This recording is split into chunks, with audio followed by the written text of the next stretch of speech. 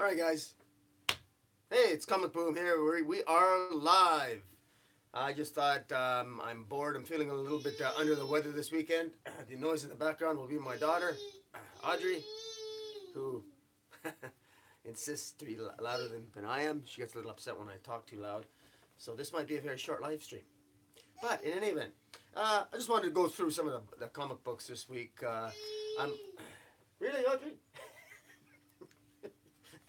I I didn't have time to do a video reviews of Swamp Thing and Young Monsters in Love, so I just thought I'd do a quick live stream on it because it's a little bit it's easier to talk about. First, I want to talk about a Swamp Thing Winter Special. I've never been much of a Swamp Thing fan growing up. As a matter of fact, I have. Hey, Joseph. Shout out to you. Shout out to Joseph's books. Let's say I've never been much of a fan. Really? Okay, she wants me. And this is Audrey, who wants me to be quiet. Hard to believe this is my offspring.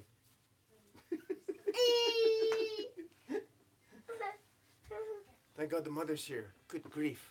In any event, speaking of Swamp Things, I've never been much of a fan of Swamp Thing. I have the claim to fame of actually being one of the very few people who I stopped collecting Swamp Thing at issue 19, and issue 20 was when I think Alan Moore came on. So just when I stopped collecting Swamp Thing is when it became super popular back in its original series.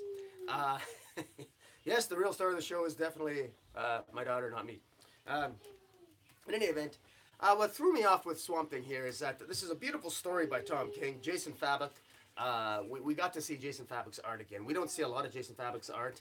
I think it takes him a little longer to gift us with his illustrative genius. Beautiful art throughout the story. Some people have expressed some confusion about the story. I among them. I've done a lot of reflection on it. Just a couple of things I want to say about it is this story involves Swamp Thing essentially trying to protect a young boy. It's basically the first is a 40-page story with Swamp Thing, again, protecting a young boy from the winter cold, seemingly protecting him from a winter monster, and this winter monster is someone who seems to be following them, and he's trying to protect the boy from the monster, or the snow monster, as he calls it, and essentially, ultimately, Swamp Thing fails to do so, and it ends with the Swamp Thing coming to the realization that the boy is the monster. This young boy that he's been trying to protect for all this time ends up being the very monster that he needs to get rid of in order to bring back the green. At first, I didn't really understand it. It seemed somewhat confusing to me. The more I reread it, the more I have a greater appreciation of it, because it really does seem to be one of those things where it's almost as if Swamp Thing, it's symbolic of the baggage that you carry in your life, and all the things that you've done wrong, all your regrets you carry as baggage, and they become your monster. And if they become your monster, they hold you back and they prevent you from moving forward. And what was preventing Swamp Thing from bringing back the green, he was being prevented from bringing back the green because this child was actually a child that he failed to save. And because he failed to save this child's life, this child ended up dying. And it's his guilt in failing to save the child is what kept Swamp Thing, I think, psychologically inclined not to allow winter to pass and not to bring on the spring. He had to get past it. My take on it is almost as if Swamp Thing was going through the 5 stages of grief.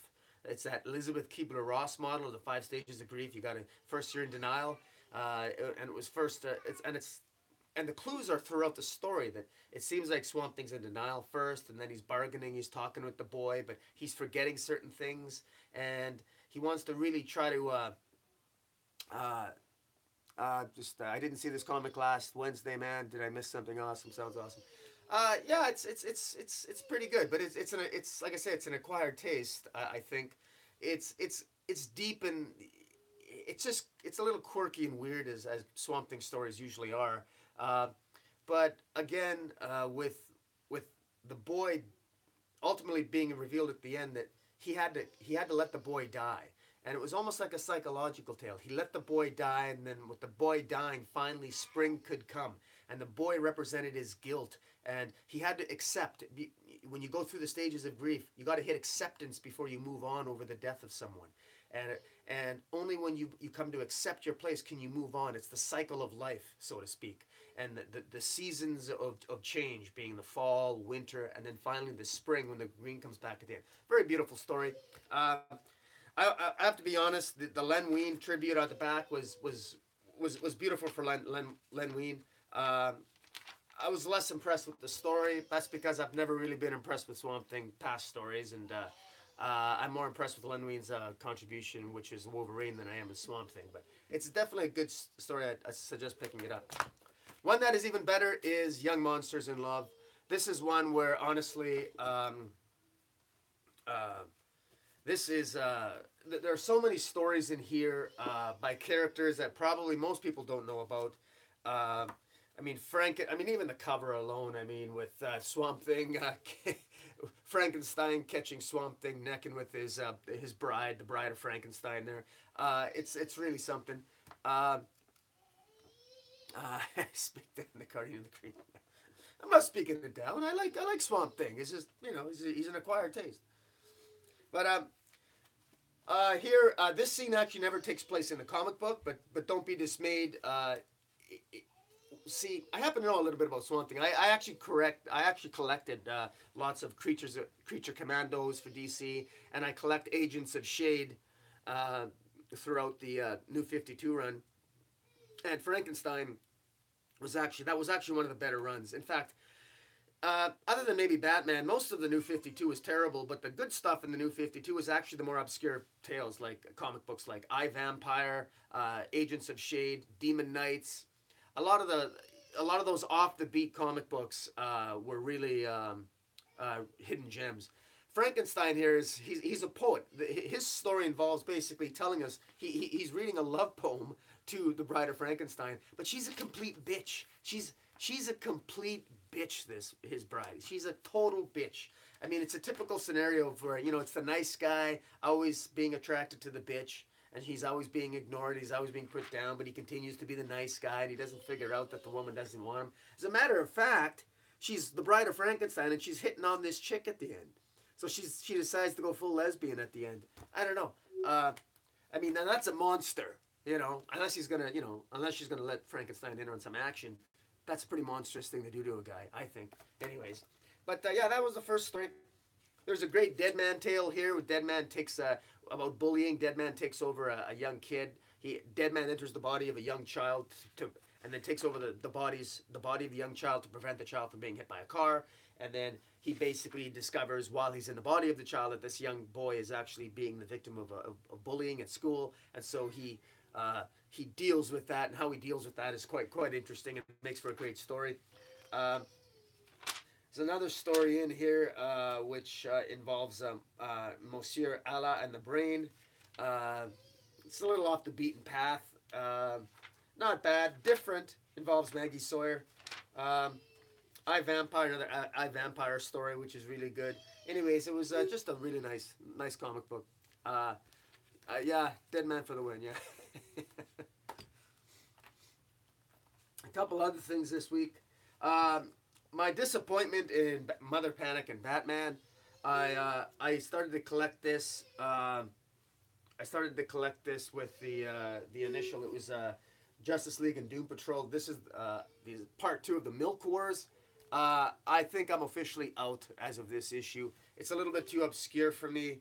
It's a little bit off the beaten path. But if you're fans of Doom Patrol, which I haven't collected, this just seems a little bit too quirky for me. So I'm out. Frankly, at what is it, $4.99 a pop? It's just not worth. It's not worth the buck. It's too off the beaten path. It's too out there. It's just a little bit too weird for my tastes. A couple things here. I got a whole slew of titles I'll go through. First, the Avengers. This tale continues to pick up. This is issue 5. It's basically discovered. So much happens on this issue. We learned a little bit about the Grandmaster. Yeah, Yeah, you were. Joseph says I was out when Superman became Milkman. Yeah, yeah, that's. Yeah, it seems a little bit too quirky. Although I suppose all the references to the 1950s culture, I mean, it's interesting, but it's a little bit too out there for me. Um, I don't know. I guess I'm a little bit quirky that way. I need a little bit more. I need things a little less strange. I don't mind Twilight Zone, but I don't like Grant Morrison like Twilight Zone type thing. So in any event, Avengers No Surrender's not bad. This continues every single issue. It's like bang, bang, bang, bang, bang, something's happening. We got some revelations here about the Grand Master and about the two people sort of manipulating the Avengers, manipulating what's going on. It's not bad. It ends with a cliffhanger, which I think is quite obviously it's going to be they're teasing Banner Hulk. So I predicted this. I'm not. Oh, good lord, I didn't need to predict it. It was told. Marvel teased Banner Hulk coming back, but I really think that the only major event in this entire 16-issue series is going to be the return of Banner Hulk, which is fine, I guess. But I'm still waiting for some classic Avengers to start coming back here and play a more prominent role, other than these what I consider to be D-list characters. Um, Daredevil is hitting it out of the park. Daredevil, I mean, Wilson Fisk doesn't realize that he just hired a new district. He just hired a new deputy mayor who happens to be Matthew Murdock, and he doesn't realize that Matthew Murdock is Daredevil because the Purple Man in an earlier series basically erased. It used to be that everyone knew Daredevil's secret identity, that he was Matthew Murdock, but that's no longer the case. And so now Wilson Fisk wants to keep Matthew Murdock close because he knows that Matthew Murdock has close connections with Daredevil, but he doesn't know he actually is Daredevil. And anyways, a lot of political intrigue. It involves New York City, so it's good stuff. This here, now I've heard a bunch of tripe on about Amazing Spider-Man, Amazing Spider-Man 795. This is it stars Loki. Apparently, a long time in Spider-Man lore, Loki gave Spider-Man a promise, and basically said, "I'll grant you one wish." And he's decided to basically Loki doesn't like promises hanging over his head, so he basically wanted to sort of manipulate Spider-Man into making a kind of a shitty wish, so he could just dispense with it, so that Spider-Man would ultimately at some future date tell him to stop doing whatever nefarious scheme he's got going sometime in the future. And as it turns out, we get more development on Carnage imbuing himself with Harry Osborn, so that's where we're getting this threat level red. I forget what he's, the Red Goblin. I'm not really into Spider-Man. I'm not really into this storyline. I think I might even be out. I guess we'll see who's going to write it next. But I'm not really into the whole Red Goblin thing. I think that's been done to death 1,000 times. I'm still waiting for this to be a little bit more creative. And I'm still waiting for them. I think maybe I'll come back to Spider-Man when they bring the marriage back. And if they don't, maybe it's just time for a break for another 5-6 years. I'm really enjoying. You dropped out after Venom Incorporated. Yeah, yeah. I could have dropped out them too. I'm not a fan of Venom and Carnage. Right back to Maximum Carnage. I always think that the whole thing was sort of overhyped myself. The Hulk versus Thor. This Planet Hulk story is. I got to give Greg Pak credit. I know this is a series that doesn't get a lot of attention. I think a lot of people just consider this just sort of derivative and that it's already been done, and well, part of me actually has to agree with that. It doesn't really feel new. It doesn't really feel that new ground is being explored here at all. Thor makes an appearance, and he's in very typical fashion is being blackmailed to fight the Hulk. It doesn't involve the original Hulk, Banner Hulk. Thor is different, so it just doesn't. It feels like sort of a cheap way to get a buy off the Thor Ragnarok movie, but it's too late. Thor Ragnarok came out a long time ago. Yeah, Joseph, you're not big on Amadeus Chow Hulk. I actually don't mind Amadeus Chow. I think what they're doing wrong with Amadeus Chow is that they're trying to make him too much like Banner. He was fine as he was as the cocky nurse. And so, anyways, I can't edit my videos when I'm sick, so I gotta like focus on. I'll just do a live stream. It's unedited, and I'll just whatever. Iron Fist. This is a final chapter in the Sabretooth Round 2 storyline. I'm loving Ed Brisson's story. It's just great. I actually haven't quite finished reading it yet, but I love the martial arts on this. The art's fantastic. I'm really looking forward to it. Uh, Kelly Thompson is actually doing a pretty good job on Hawkeye. This series started off, and I was very disappointed how it started off. This series started off, I thought it was very boring. She actually started off going after a university stalker, and not that that wasn't. I don't know. I just didn't enjoy the storyline. I thought, I thought it was a little bit too maybe too real world. I guess I wanted something a little more super heroic. Uh, but Kelly Thompson has really impressed me. She's impressed me with her Captain Phasma run for Star Wars. I even picked up a couple of her gems, if you can believe that. Yeah, I'm really impressed with Hawkeye, and I even picked up Rogue and Gambit, which is another one by Kelly Thompson. And this one I'm really enjoying. It's sort of like a romantic comedy. Kelly Thompson, excuse me, Kelly Thompson has a pretty good sense of humor. She's got a good sense of humor on Twitter. She's fun to talk to.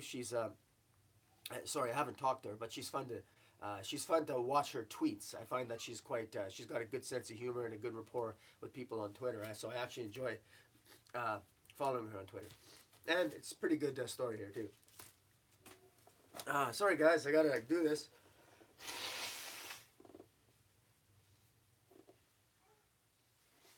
Good Lord. All right, a week is not complete. I forgot what... A week is not complete without I Hate Fairyland. Grotesque violence, humor, just very, very, very, just viscerally violent and funny. And so I Hate Fairyland. It's always good for a read. Guys, one other thing I want to recommend is Motherlands by Vertigo. This is a really good storyline. It's written by Cy Spurrier. I forget what else he's written, but he's a really good writer. This is a story. It's the tagline is tagging, trashing, and earning cash. Multiversal manhunting with Mama. Now, if you wonder what the hell this is about, basically imagine this. Imagine they discover other worlds.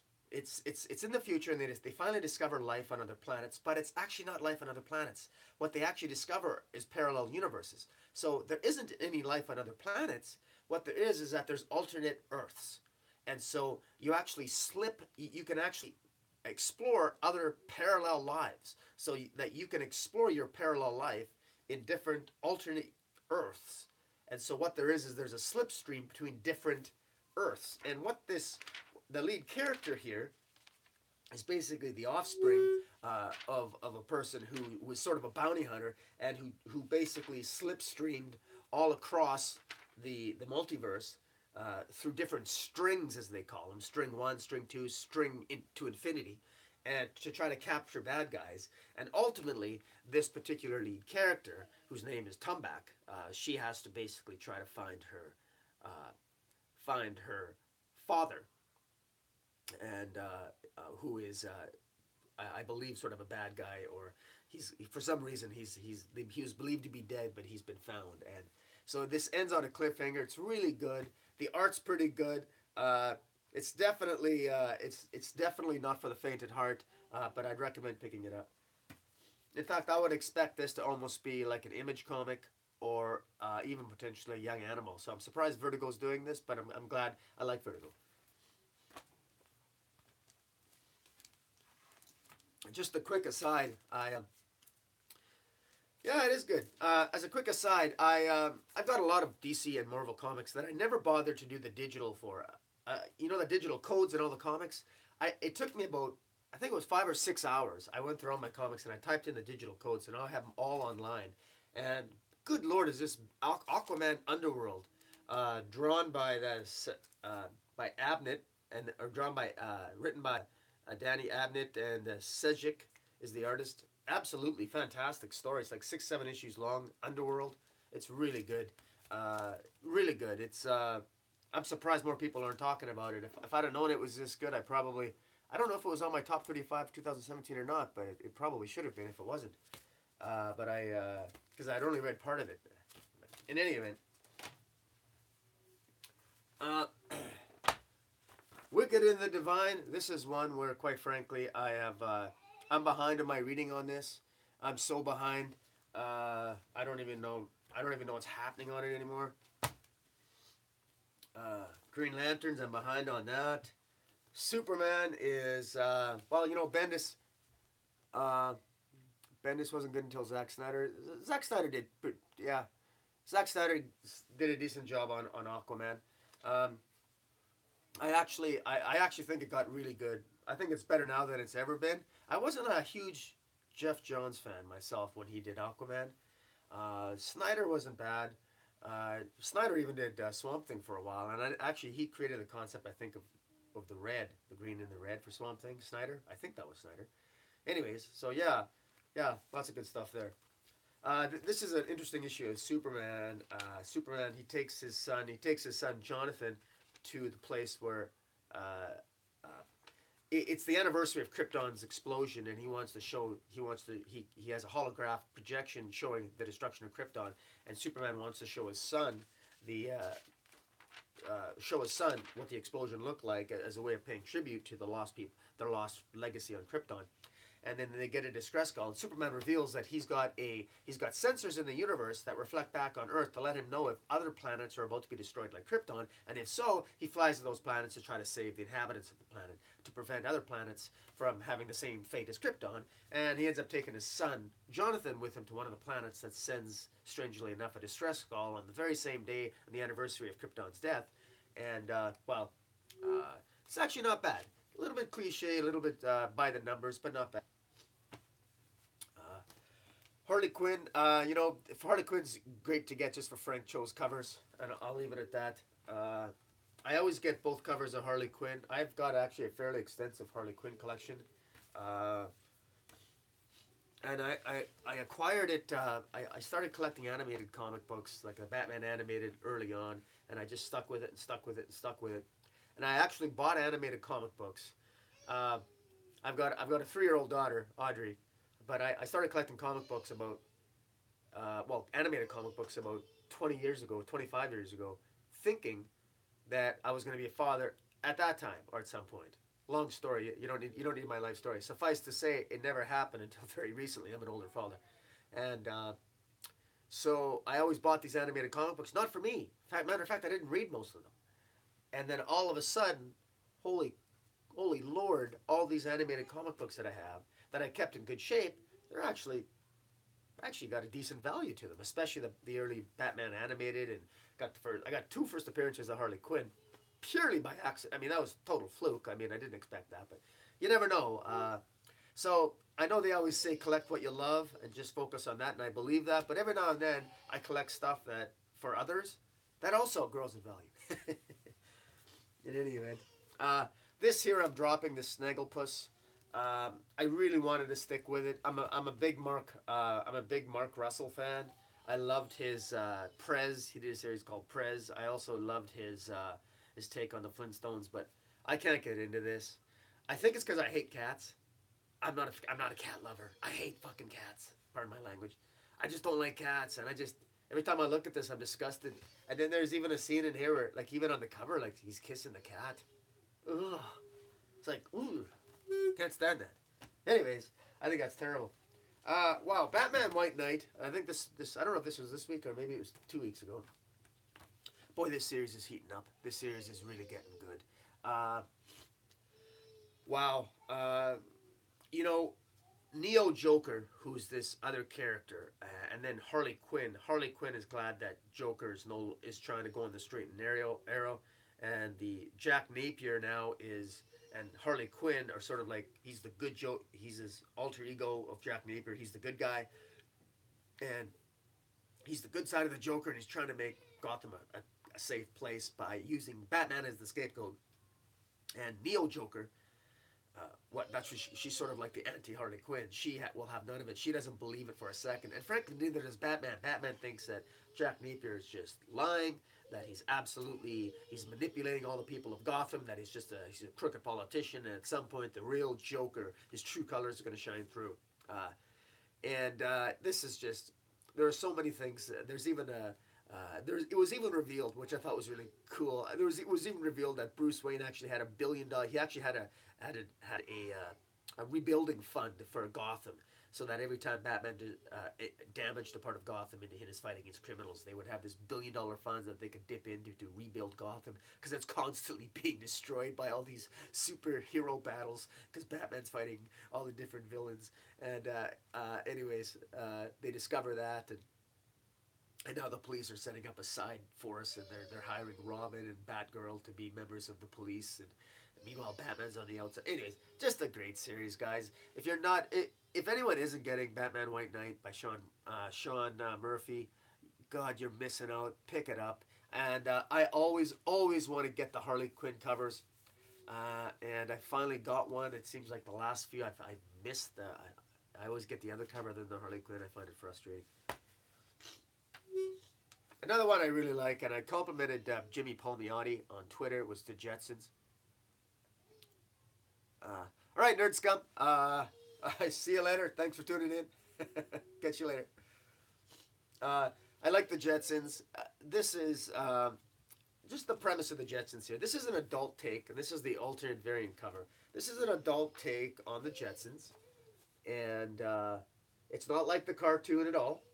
But it is like the cartoon in one respect, and that is that it's the family you know and love. It's George Jetson and his wife and his boy Elroy and his daughter. And basically what it is, and I'm not really spoiling anything here when I just give you the basic premise. The Earth, unbeknownst to many people, unbeknownst to most of the main stars in this comic, Earth is going to be destroyed in a couple days. It's going to be hit by a meteor, which will destroy all life, and they have to somehow avert disaster for all humanity. And in the meantime, you learn something about the culture in the future, where human life can be passed on into a robot. The robot on the Jetsons is actually the human consciousness of George Jetson's mother. Very, very sci-fi, very interesting. Jimmy Palmiotti explores ideas of life and death, regret, redemption. It's all packed in here. It's really good. Jimmy Palmiotti's done so much, and he gave an interview. Him and Amanda Connor, his wife Amanda Connor, they've been working so hard. They've had 4 straight years of working on Harley Quinn and their own projects that they never had a break, and so they finally took a break, and DC gave them a much-needed break. And also, I just want to show this. This thing's huge. This is something I picked up. I met Amanda Connor and Palmiotti at the Calgary Comic Con, which, by the way, Calgary Comic Con, I'll be meeting Jim Lee this year, so I'm really excited about that. But this, I've never bought in one of these. These are considered, they're by Graffiti Designs, and they're basically, they're the actual prints of the pages that the artists draw on, that they submit to for publication. And just to give you an example, I'll flip to some random pages here. These are the actual script pages. I don't know if you can see some of that. And this is from the Power Girl series when she met Vartox, which is one of my favorite series that Amanda Connor drew is Power Girl, and in Vartox is one of my favorite characters as well, back from the 1980s, from the Superman series. Vartox is from a planet that basically gets invaded, and to make a long story short, his planet becomes sterilized, and so basically he has to find a mate in order to basically repopulate his entire planet. And of course, he figures that the perfect mate is Power Girl. Well, you can imagine, there's so much overt sexuality and obvious in-your-face sexuality in this, and the gorgeous art. I'll try to come up with some of the art here is just absolutely incredible. I don't know if you can see some of that, but it's just really good stuff. These things usually run about, I think this was 125 Canadian. Just absolutely gorgeous. Only the best artists get these things done for them. It's absolutely gorgeous. Some of the things, some of the pages. It really is just absolutely gorgeous stuff. It's just. I can literally sit here and, I get my Crown Royal, and I just pour myself out of a glass. Now that I'm sick, I'll have a little bit of lemon juice, some honey, hot water, and just read. It's just really great stuff. The other thing that I don't know if you guys have ever seen it before, but Wednesday's Comics. Uh, this is also a hardcover. DC experimented by putting out newspaper comics on a weekly basis back. I can't remember exactly when, in 2000, might have been 2008 or some kind. But they put out Wednesday's Comics like that, and they printed this in hardcover form. And look at that art. I mean, look at that. I mean, this was really, really nice stuff. This is this is an oversized hardcover, absolutely gorgeous, gorgeous art. It's just my actual favorite. There's a Dead Man story in here that's really good, drawn by Dave Bullock, I guess. Oh, I'm sorry, that's Jared Fletcher. Or Dave Stewart. That's who it is. Sorry, but just really great stuff. Oh man, if I can find the, I'm gonna try to find the Supergirl one. Oh, well, there's a Hawkman here and then a Plastic Man. I mean, good God, like just some of this stuff. Like, I'm so glad I got some of this stuff when I did, because it's hard to find now. But this is really great stuff. I encourage people to pick it up. I also picked up, I recommend Grant Morrison's JLA Earth 2. Really good stuff. Guys, if you don't know much about Earth 2, it takes place in another alternate universe where everything's... Earth 2 was everything, or at least on this Earth 2, everything was sort of the opposite. And that is to say, Superman, there was...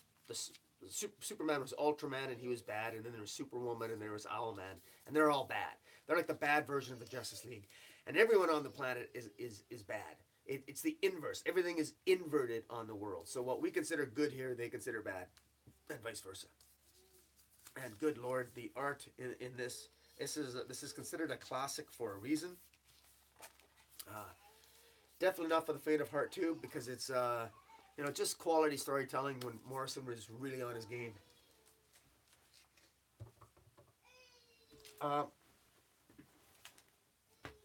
Just a couple of things here. I want to talk about the New York Times.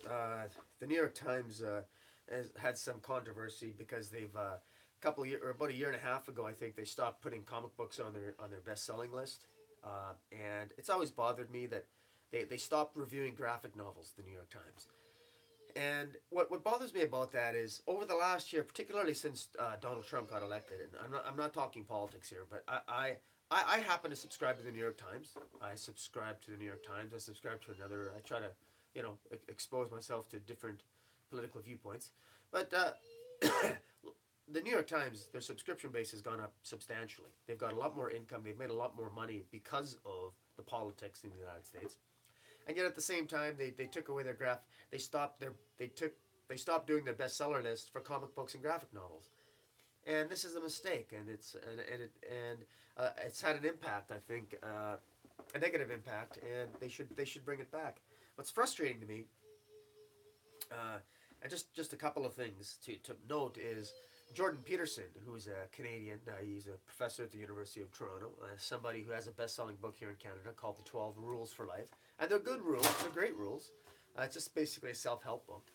But he's also got some views which sort of inevitably sort of carry into some political issues in regarding to how in regard to transgender descriptors, what have you. And so he's been just ridiculously falsely accused from all kinds of people who believe that he's, they're making all kinds of false accusations against him. And it appears that the New York Times is they're not recognizing his high sales. He's one of the best-selling books. His book's one of the best-selling books in the United States right now. But nobody is actually.